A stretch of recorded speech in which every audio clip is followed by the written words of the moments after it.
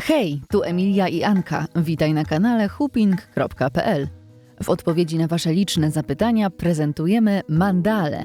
Ruch piękny, pro i w ogóle. Mandala ta polega na podawaniu sobie hula z ręki do ręki na dole i na górze, a wszystko odbywa się za plecami.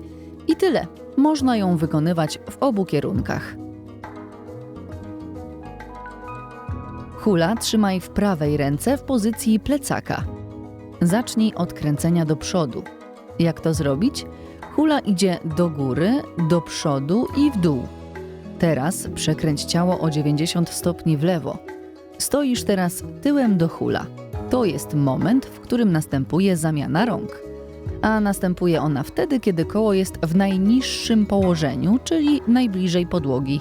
Zrób to jednym ruchem, podginając łokcie i trzymając kółko na poziomie lędźwi.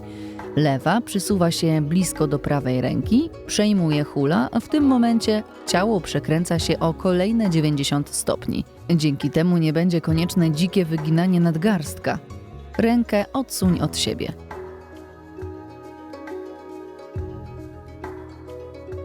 Teraz stoisz znowu przodem do hula, które kręci się w tył. Tak, wszystko się zgadza.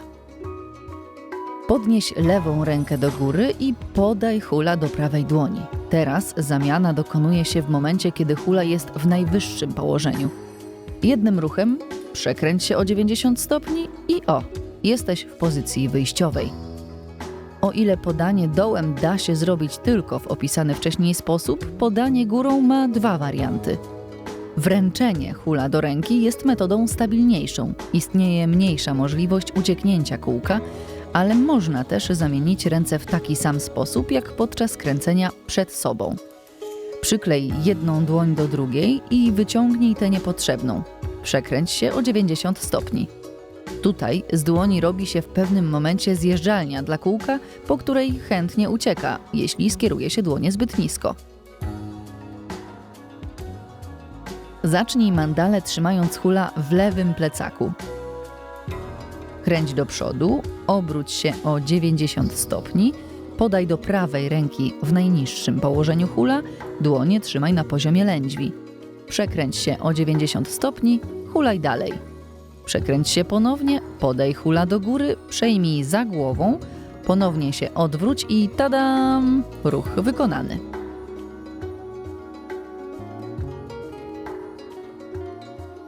Krzywy pacierz. Trudno jest wyciągnąć złożone dłonie za sobą, dlatego bądź w tej pozycji najkrócej jak to możliwe. To po pierwsze. A po drugie, podnieś zgięte łokcie do góry. Ręce nie muszą być tutaj wyprostowane, bo to utrudnia życie. Zamykanie dłoni podczas mandali jest Twoim największym wrogiem. Hamujesz w ten sposób ruch kółka, czego konsekwencją może być na przykład częściowa izolacja podczas zmiany ręki. Pół przymknięta, tak, zamknięta, never. Zwróć uwagę, czy hulasz prosto.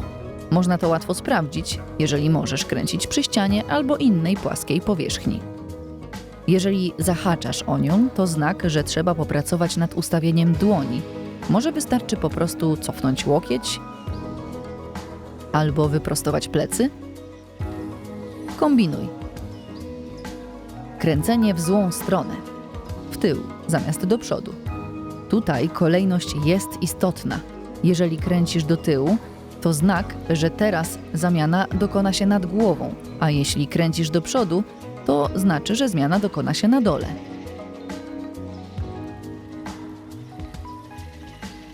I pamiętaj, nie musisz mieć tutaj prostych rąk, właściwie w żadnym momencie. Ugięte łokcie są Twoim sprzymierzeńcem.